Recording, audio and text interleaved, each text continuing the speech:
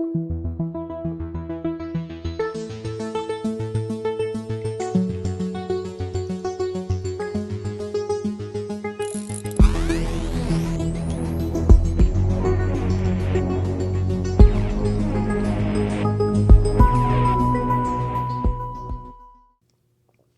has some other, a lot more difficult challenges. We know that. I think the biggest one, and this is about the only time, remember I said I pretty much agreed with or understood or is on the same page with everything he said last night except this. Biden says he wants to unite the country.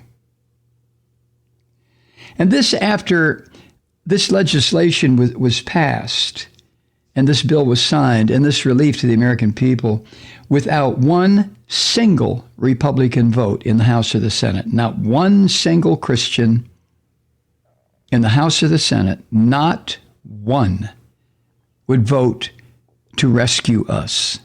Not one. I hope that registers with the people who normally would vote Republican. I know the Christian fascists don't give a shit about any of this stuff. They really don't. Like I just said, they prefer people in agony. That's what the so-called church always prefers. Agony. Make shit here as painful as possible so you look forward to your own death so you can go to heaven. Such bullshit. What does Ron Reagan Jr. say in his public service announcements for American atheists? I'm Ron Reagan, and I'm not afraid of burning in hell. Yeah, well, me either. Anyway, Biden says he wants to reunite the country or unite the country, and the Republicans in Congress, being the son of a bitches that they are, complain that he's pushed legislation without a single Republican vote. Oh, yeah, you know why? That's because Biden, somehow, Biden hired a bunch of thugs and they went around and put tape over the mouths of these son of a bitches and tied their hands and feet and dumped them into an empty boxcar and held them there until after the Democrats could vote this legislation into existence, right? Right? Isn't that what happened? You scummy son of a bitch and Christian fascists? Isn't that what happened? They complain he pushed legislation without a single Republican vote. Dear God. And of course, Biden responds to that, not by getting into a shit fight with him the way the orange bastard would do, but he just points at the polls, all of them showed a strong majority of Americans supporting his economic plan, approving of the way he's handling the pandemic. The Republican Party is dying, like the Whig Party in the 1840s. The Whigs. I've never looked up where that name came from. WHIGS, Whigs. Never mind. Don't do it. I don't care. I am as happy as a mudlark to see the Republican Party die. It's been attempting suicide. Well, it's been attempting murder against the United States, against the democratic system for 40 years. But it really got into suicide in the last 15. By little bits and pieces, it was trying to kill itself and replace itself with Christian fascism. Well, it's just about happened. Just about happened. So these strong majorities of Americans who support what he is doing, I mean, that has to be some kind of a slap in the face to the Christian fascists, I would hope. I hope it's a slap in the face or a kick in the stomach. Like I said, I just wish these people would go away. Just go either drop dead, which would be my preference, or bundle yourselves up and move someplace in Siberia. There are millions of square miles there, just full of pine trees and bears and wolves, and go there. God, I hate them. He said last night this, quote, national unity isn't just how politics and politicians vote in Washington. Unity is what we do together as fellow Americans. Yeah, it is. But Joe, surely you weren't suggesting. May I call you Joe? No? Okay. Mr. President, surely you weren't suggesting that because of your talk, because of your efforts in the first less than 2 months of your presidency, that all of a sudden the sick, fucked up Americans, the ones with brain damage from 40 years of absorbing this Christo-fascist bullshit, and then 4 years of Trump, and then 1 year of this pandemic and the economic disaster, you don't believe, do you, Mr. President, that those people, and you know who they are, we all know who they are, that all of a sudden they're going to say, hey, wait, okay, yeah, I was wrong. Yeah, I was wrong. I want national unity. I want to work together as a nation. I want to extend a hand to everybody to whom a hand is needed. I want to let my brothers and sisters of color understand that I'm sorry for the shit that happened for 350 years. Really sorry. Sincerely sorry. And I want to do everything I can to make everybody's life better. You think that's going to happen, Mr. and Miss America? And the pandemic's not over. I mean, it kind of felt like it last night, but thousands of Americans are still dying every week. And every day, tens of thousands of Americans are becoming ill. I mean, we're still in it. And it just might get worse with this crazy shit from these sick, fucked up Republican governors like DeSantis and like this Paxton, not Paxton, he's the attorney general, but who's the governor of Texas? You know who I mean. Drawing a blank on his name. I don't care. But tens of thousands still becoming ill every day, and that's going to continue.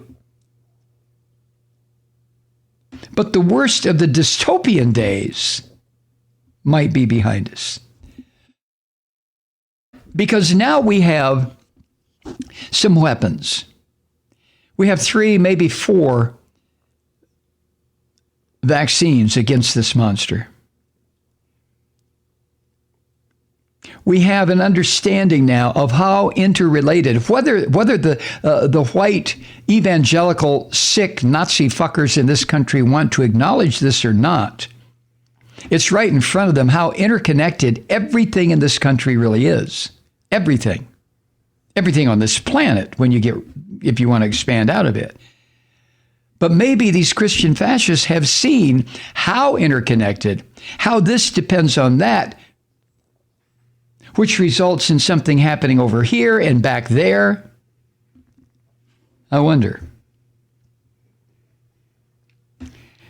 Biden also said that history is going to record, is in the process of recording now, in fact,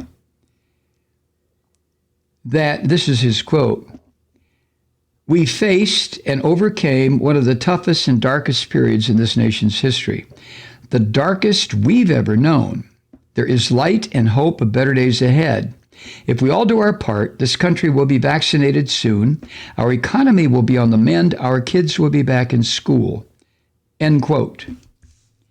Now, can't you imagine the group of subhumans who were squatting around a 500-inch television in Mar-a-Lago with Donald Trump and his enormous mountain of cheeseburgers and French fries and shit, and all these scum-sucking people around him mocking Biden, mocking about the country will be vaccinated, mocking our economy will be on the mend? I had no trouble seeing that. But Biden had a lot to brag about, but he didn't come to praise himself. He came to ask last night for our health and to try to boost this country's spirits.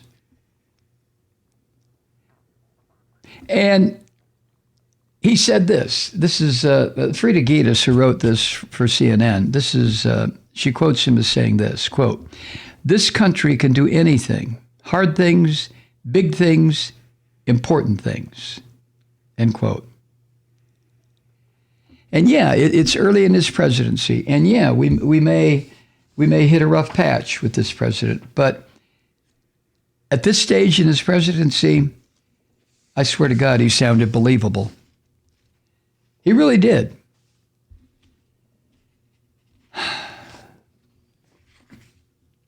Well,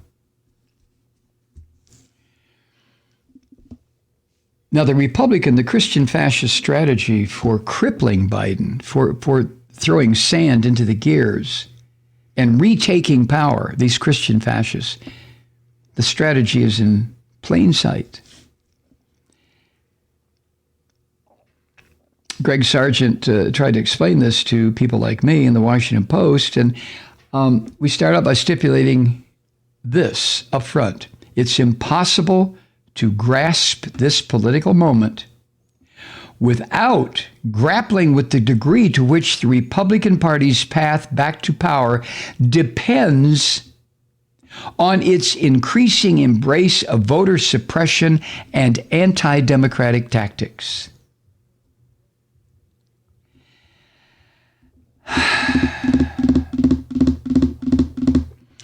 But so much of the commentary about the Republican or the Christian fascists or this Trump scum, the strategy for regaining power, the strategy for the big political battles to come, it's not mentioned that much about voter suppression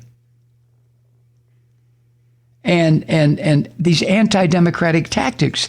I think mainstream media is still considering, at least in their reporting or their observing or their analysis, that the Republican Party is still in existence.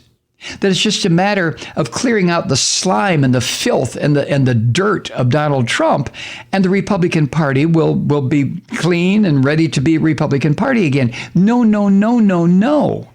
What's it going to take for media, mainstream media in this country, to understand that the Republican Party is not coming back? It just isn't. It is a dead, vicious, rotting corpse, full of maggots, full of disease. And standing back in the corner, picking its teeth and lighting a cigarette is what has emerged from that corpse, and it's Christian fascism. Hi, Truth Seekers. Mike Malloy here. As you know, we've switched formats and are now broadcast exclusively on the Progressive Voices Network. So that means you get fewer program interruptions, no corporate commercials, and lots of profanity. But our format change also means some of our radio listeners no longer hear the program. It's been a while since I mentioned our podcasts, so you may have forgotten that there is a way to listen to this program anytime you need a good dose of screaming. Visit MikeMalloy.com and subscribe to our podcast. As a podcast subscriber, you can download the program to your mobile device and take me with you wherever you go.